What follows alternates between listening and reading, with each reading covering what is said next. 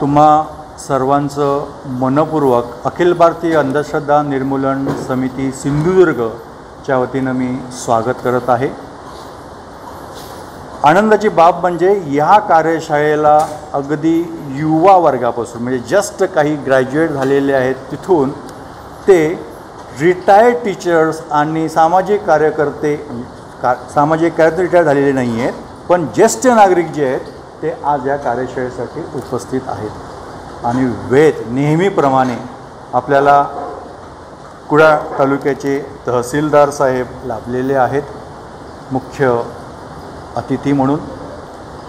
तर आजची जी कार्यशाळा आहे ती कशासाठी आहे, नेमकं याचं स्वरूप काय आहे हे मी थोडक्यात सांगतो।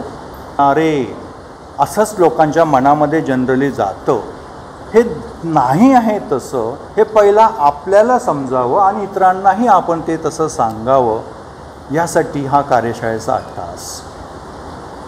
आणि हे अंधश्रद्धा निर्मूलन हे देशाच्या जडणघडणीसाठी सर्वात महत्त्वाची गोष्ट आहे, जे आपल्या राज्यघटनेनं सांगितले ना, वैज्ञानिक दृष्टिकोन प्रत्येकानं मांडला पाहिजे। तर हा वैज्ञानिक दृष्टिकोन म्हणजे काय आणि ह्या अंधश्रद्धा जर कोणाच्या मनामध्ये असतील तर ते निर्मूलन करायचं असेल तर ते व्यक्तिगत पातळीवरती कसं जाऊ शकेल, एक सामाजिक पातळीवरती कसं जाऊ शकेल, याचा एक विचार विनिमय आपण या कार्यशाळेमध्ये करणार आहोत। डॉक्टर श्याम मानव यांच्या मार्गदर्शनाखाली ही अखिल भारतीय अंधश्रद्धा निर्मूलन समिती स्थापन झालेली आहे, ते त्याचे अध्यक्ष आहेत आणि त्यांच्या मार्गदर्शनाखाली कार्यशाळा होतात। आणि त्या कार्यशाळेमध्ये जे ट्रेन झालेले आहेत चौकेकर सर, जे या जिल्ह्याचे संघटक आहेत, ते प्रात्यक्षिकासहित आपल्याला मार्गदर्शन करणार आहेत।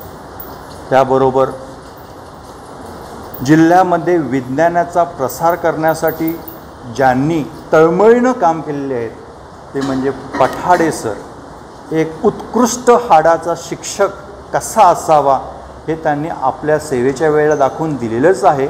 आणि त्यानंतरही वसुंधरा ट्रस्ट जी आहे, वसुंधरा ट्रस्टला राष्ट्रीय पातळीवरची ओळख ज्यांनी प्राप्त करून दिलेली आहेत ते पठाडे सर ही प्रमुख मार्गदर्शक म्हणून आपल्याला लाभणार आहेत।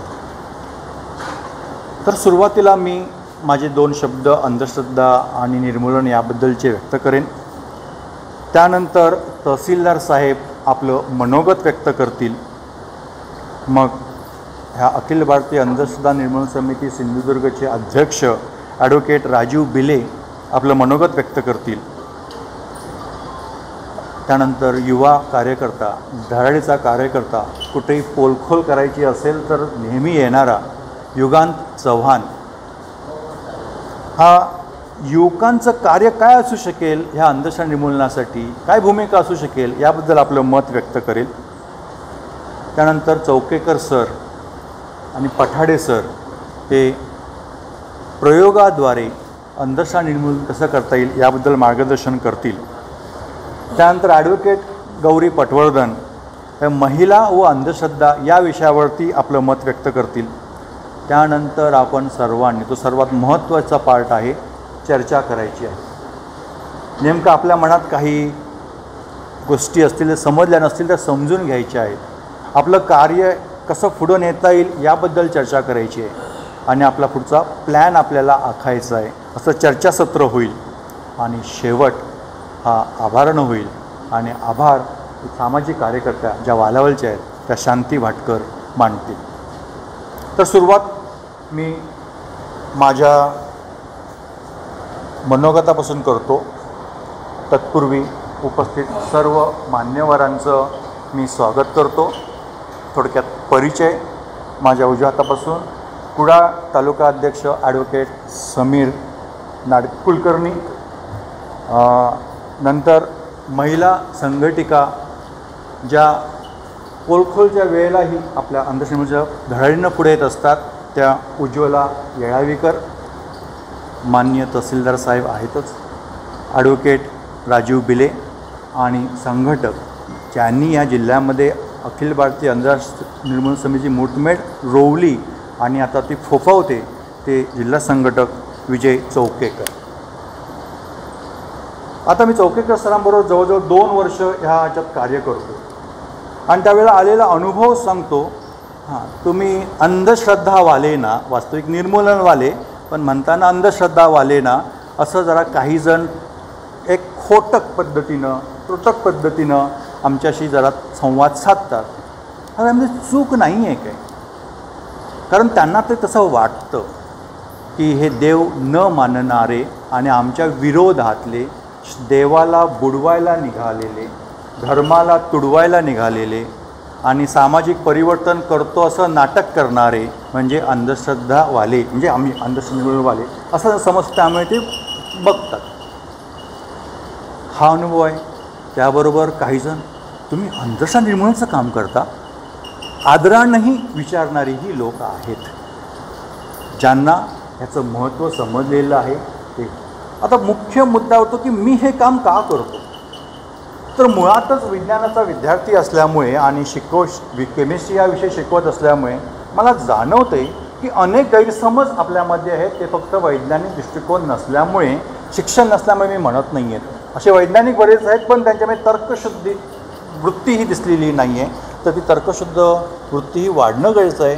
त्यासाठी मी त्यासाठी योगदान काय देऊ शकतो का, हा जेव्हा विचार केला तर वाटलं हो मी देऊ शकतो. आणि चौकेकर सरांचं काम वगैरे पाहिलं तर आपण त्याशी जोडूया म्हणून मी त्याकडं जुडलो गेलो. हे करता करता जाणवायला लागलं की आपल्याला वेगवेगळ्या ठिकाणी जावं लागणार आहे आणि जर जायचं असेल तर एखादी गाडी असणं आवश्यक आहे. म्हणून हल्लीच निर्णय घेतला की ह्या अंधश्रद्धा म्हणून समजा कार्यासाठी म्हणून आपल्याकडे एखादी गाडी असणं आवश्यक आहे, जेणेकरून आपण भरपूर ठिकाणी जाऊ शकतो. महत्त्वाची बाब म्हणजे कणकवलीची कार्यशाळा होती, त्याला गाडी घेऊन गेलो. चौकेकर सरांच्या मनामध्ये शंका, ह्यांनी बिब्बा, मिरची, लिंबू तर गाडीला लावलेलं नसेल ना. म्हणजे पहिला त्यांनी कदाचित जेव्हा गाडी बघितली तर ते बघितलं असेल. आता हा त्यांचा दृष्टिकोन चुकीचा आहे का, नाही आहे. आणि समजा मी लिंबू मिरची लावली असते तर मग असं एक होऊन जातं, अरे हा काय अंधश्रद्धा निर्मूलनाचं काय काम करणार, स्वतःच काय करत नाही. पण ती गाडी जरी माझ्या नावावर असली तरी कुटुंब आहे ना माझं, आणि कुटुंबातले इतर व्यक्तींच्या मनामध्ये वेगळं नाही आहे काय लिंबू मिरची वगैरे, पण असं असू शकतं. त्यामुळे मी जेव्हा व्यक्ती वाचायचा प्रयत्न करतो तेव्हा असा विचार करतात का लोक, तर मला जाणवलं हो. तर ह्या अंधश्रद्धा निर्मूलन समिती म्हणजे त्यांनी अशा गोष्टी करूच नाही असा जो काही समज आहे तोही आपण बदलला पाहिजे. कारण काही गोष्टी आपण माणूस म्हणून जगत असतो. व्यक्तिशः माझं जरी मत नसलं तर इतर काही दडपणामुळे आपण त्या गोष्टी करत असू शकू. ही मॅच्युरिटी आम्हा कार्यकर्त्यांमध्ये असणं आवश्यक आहे असं मला वाटतं. अर्थात चिकित्साही झाली पाहिजे. जर एखादी कुठली गोष्ट, मग तो धर्म असू देत किंवा एखादं कुठलंही वागणं असू देत, जेव्हा आपण ती चिकित्सा करू आणि ज्याची एखादी श्रद्धा असते. आता माझ्यासारखा व्यक्ती श्रद्धालाच अंधश्रद्धा म्हणू शकतो, कारण श्रद्धा ही तुम्ही मानता ना, मग ती अंधश्रद्धा होऊ शकते. मग त्यामुळे जरा जादा दुरावा निर्माण शकतो. एखादा व्यक्ती म्हणेल नाही, जर आपण काहीतरी बफर झोन ठेवला पाहिजे, जरा लिबरल ठेवलं पाहिजे. श्रद्धा आता देव मानतात, त्यांना मानून दिलं पाहिजे. आणि दिलं ना आपल्या राज्यघटनेनं अधिकार प्रत्येकाला देव मानण्याचा, आपला धर्म पाळण्याचा. मग त्यांना जी श्रद्धा वाटते ती त्यांना दिली पाहिजे. पण जेव्हा त्याचा अवडंबर होतं, जेव्हा त्याचा गैरफायदा घेतला जातो, तेव्हा ती अंधश्रद्धा बनते. आता श्रद्धा आणि अंधश्रद्धा, एकदा भाषणामध्ये भिले साहेबांनी सांगितलं होतं, हे निखारा असतो आणि निखारावरची राख जी असते ना ती म्हणजे अंधश्रद्धा, आणि निखारा जो असतो ती म्हणजे श्रद्धा. तर राख फुंकर मारल्यावर राख जर गेली, तो निखारा जो प्रज्वलित होतो म्हणजे श्रद्धा अशी उजळते, त्यातून एक आनंद मिळतो, ती श्रद्धा. काही जणांना वाटतं अरे फुंकर काय मांडताय तुम्ही, तो निखाराच विझवता. हे काय अंधश्रद्धा म्हणजे काय, श्रद्धा निर्मूलनासाठी नाही आहे. त्यामुळे असेही लोक असणार, त्यावेळेला आपण उपहासात्मक भूमिका घेण्यापेक्षा सामंजस्यानं भूमिका ही घेतली पाहिजे, ह्या मताचा मी झालेलो आहे. आपण तिटकारानं दुसऱ्यांशी वागण्यापेक्षा लोक आपल्याशी वागतील, आपण करुणेनं त्यांच्याशी वागलं पाहिजे. ते लोक तसा का विचार करत असतील हे मला आता थोडंसं समजायला लागलेलं आहे, आणि त्या पद्धतीनं आपण पुढं जाणं हे आवश्यक वाटतं. आता जेव्हा आपलं चर्चासत्र होईल तेव्हा नेमकी श्रद्धा काय आणि अंधश्रद्धा काय, आपण कोणतं काम हाती घेऊया हे आपण ठरवूया.